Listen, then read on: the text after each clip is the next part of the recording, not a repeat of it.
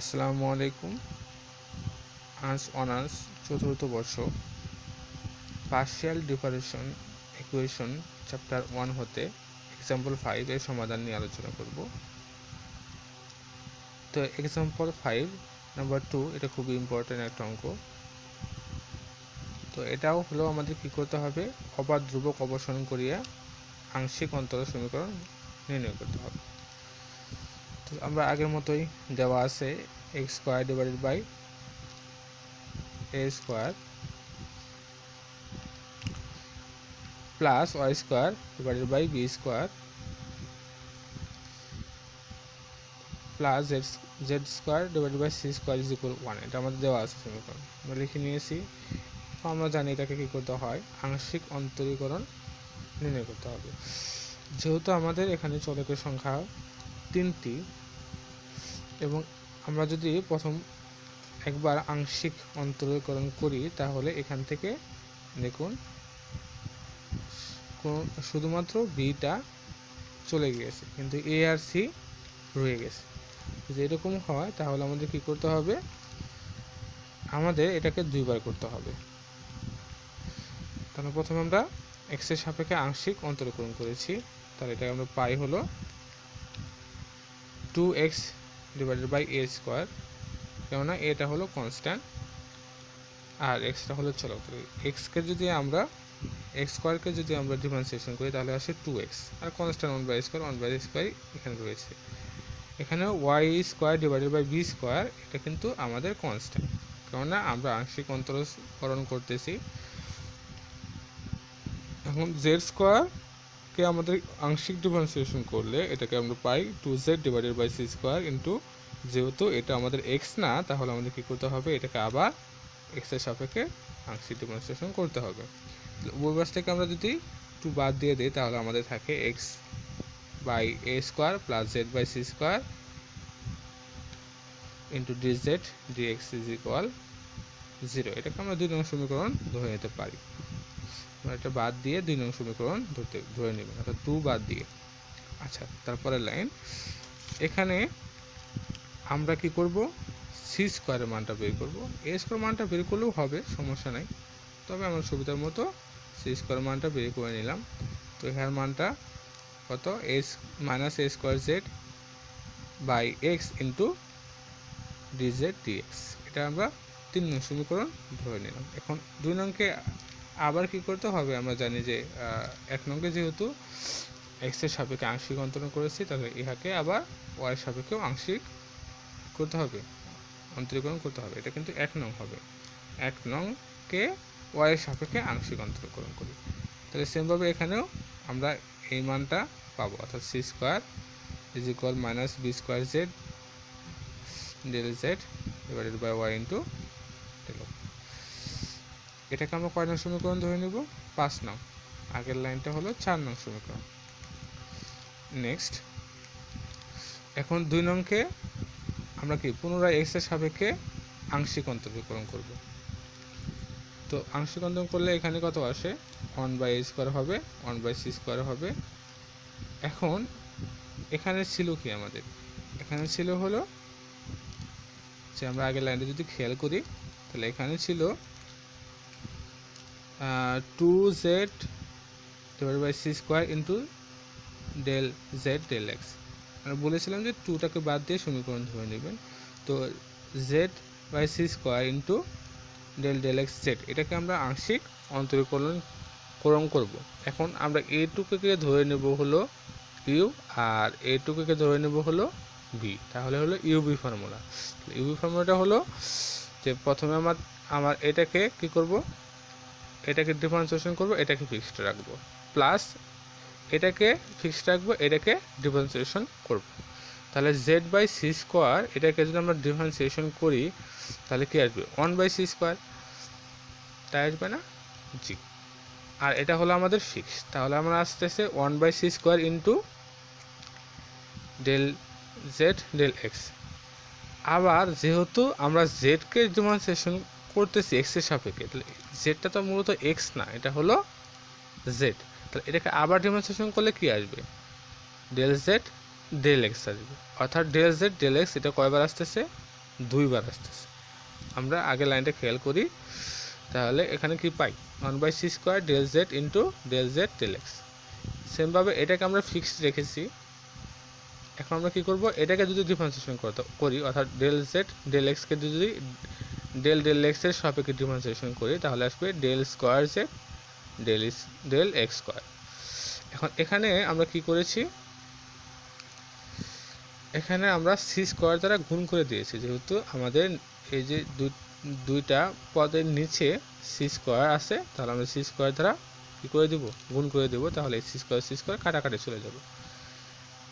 এখন এই যে এখানে আমরা কি করব, এইটুকু অর্থাৎ C square by A square, এটার মানটা আমরা লিখে দেব। এটার মানটা কীভাবে পেলাম, আমরা আগের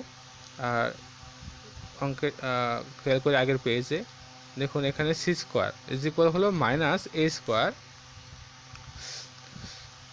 by Z A square Z by X into del x Z. তো এখান থেকে আমরা কি করব, C square by A square মান যদি বের করি, তাহলে এ স্কয়ার এখানে ভাগ আকারে এসে পড়বে, তাহলে থাকবে minus Z into del z divided by X into del x, এটা থাকবে। এই মানটাই আমরা কি করেছি, ওই সমীকরণে বসিয়ে দিয়েছি, এই যে এখানে বসিয়ে দিয়েছি, সি স্কয়ার ডিভাইডেড বাই এ স্কয়ারের পুরোটুকু মান আমরা এখানে বসিয়ে দিয়েছি, আর এই বাকিগুলো কোনো চেঞ্জ হবে না। এখন যেহেতু এক্সটা আমাদের ভাগ আকার আছে, এটা আমরা গুণ আকারে লিখে দিতে পারি, তাহলে গুণ করে দিলে এই এক্স এক্স কাটা চলে যাবে এবং আমরা সাজায় লিখব। আমরা জানি যেটা ক্রম বেশি থাকে সেটা আমাদের আগে লিখতে হয়, যেহেতু এই ক্রমটা বেশি, তাহলে সেটা আমরা আগে লিখবো, তারপরে এই ক্রম, তারপরে এই ক্রমটা লিখে দেব। তাহলে এটা হলো আমাদের একটা অ্যান্সার, অর্থাৎ 6 নং সমীকরণটা হবে আংশিক অন্তরজ সমীকরণ, নির্ণয় আংশিক অন্তরজ সমীকরণ। সেম কাজটাই করব আমরা কি পরের লাইন, অর্থাৎ 2 নংকে আমরা পুনরায় y-এর সাপেক্ষে আংশিক অন্তরীকরণ করব। সেমভাবে আমরা অন্তরীকরণ করে নিলাম, করার পরে এখন এটুকু তো আমরা আশা করি বুঝতে পারছি।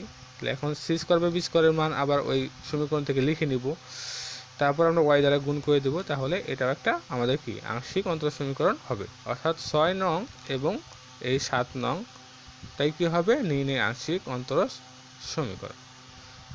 আশা করি আপনার সময় এটা বুঝতে পারছেন। আচ্ছা, পরবর্তী অঙ্কে যাওয়া যাক। এখন এক্সাম্পল 5-এর 4 নাম্বার অঙ্কটা দেখব। এখানে দেওয়া আছে z is equal ax square plus bxy plus cy square. ইহাও কি করতে হবে, আমাদের অবাধ ধ্রুবক অপসারণ করিয়া আংশিক অন্তরজ সমীকরণ নির্ণয় করতে হবে।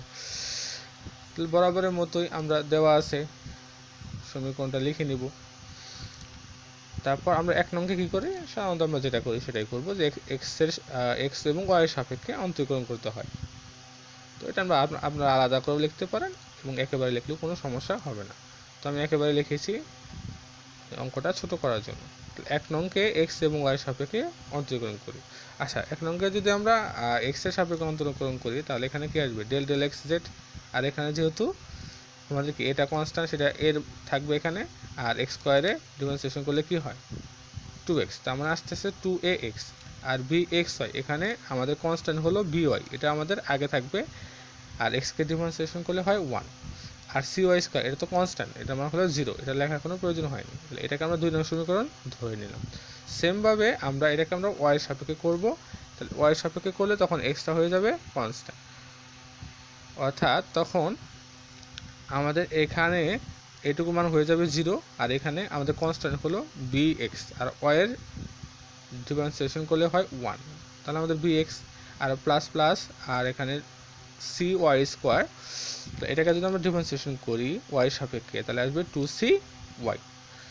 এখন 2 নংকে আবার আমরা x এর এবং y এর সাপেক্ষে আংশিক অন্তরজ সমীকরণ করব, কেননা আমাদের উভয় সমীকরণে a এবং b দুটো অবাধ চলক রয়েছে।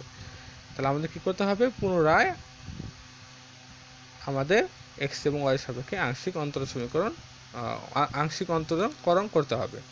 তাহলে পুনরায় যদি আমরা করি তাহলে কি হয়, তাহলে এখানে আমরা কি পাই, d square z dx square, মানে দুইবার করেছি সেজন্য d square z dx square হবে।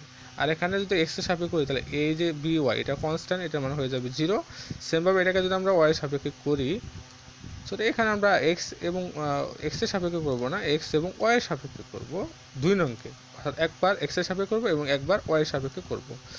কারণ আমরা যদি এখানে ওয়াই এর সাপেক্ষে করি তাহলে এক্স থেকে যায়, সমস্যার সৃষ্টি হয়। সেই জন্য আমরা কি করব, এটা এক্স এর সাপেক্ষে একবার করব, অর্থাৎ 2 নংকেই আমরা এক্স এর সাপেক্ষে করব এবং ওয়াই এর সাপেক্ষে করব। এক্স এর সাপেক্ষে করলে 2a আসে এবং ওয়াই এর সাপেক্ষে করলে আসে কি, অর্থাৎ এই যে 2 নং সমীকরণটা আছে এটাকে আমরা ওয়াই এর সাপেক্ষে করব। ওয়াই এর সাপেক্ষে করলে তখন এটুকু 0 হয়ে যাবে আর এটা হয়ে যাবে কত, বি। এখন 3 নংকে আমরা কি ওয়াই এর সাপেক্ষে যদি অন্তরীকরণ করি ওয়াই এর সাপেক্ষে, তাহলে কি আসবে, এটুকু তো 0 হয়ে যাবে, এটুকু মান হয়ে যাবে 2c। এখন এখানে আমরা মানগুলো বসিয়ে দিব, এ এবং বি এগুলোর মান তো আছেই। তো তার আগে আমরা কি করব, যেহেতু আমাদের এই যে এখানে 2a আছে আর এখানে আছে কত 2c, তাহলে আমরা কি করব, এই যে 1 নং সমীকরণ, এই 1 নং সমীকরণকে 2 দ্বারা গুণ করে নিয়ে নেব। 2 দ্বারা গুণ করলে হয় 2z = 2ax² + 2bxy + 2cy²। এখন 2a, তাহলে 2 এর মান আমরা কত লিখতে পারি, d² dx²। তাহলে 2 এর জায়গায় আমরা এই মানটা লিখে দিতে পারি, তাহলে এই যে মানটা আমরা লিখে দিয়েছি। সেমভাবে বির জায়গায় আমরা লিখতে পারি কত, বির জায়গায় লিখতে পারি এই যে এটা d² dx dy, আমরা লিখে দিয়েছি। আর 2c জায়গায় লিখতে পারি d² dy², আমরা তাই লিখেছি। আর বাকিগুলো আগের মতো রয়েছে। তাহলে এটাই আমাদের কি নির্ণয় অন্তরজ সমীকরণ হবে। ধন্যবাদ পাশে থাকার জন্য।